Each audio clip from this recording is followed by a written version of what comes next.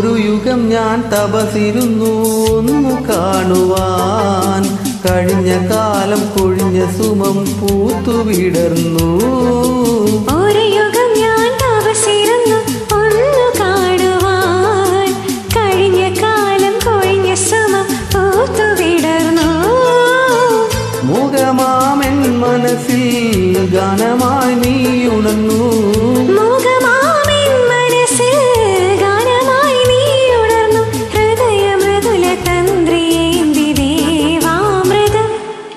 വൈശാഖ സന്ധ്യേ നിൻ ചുണ്ടിലെന്തേ അരുമ സഹിത നദര കാന്തിയോ.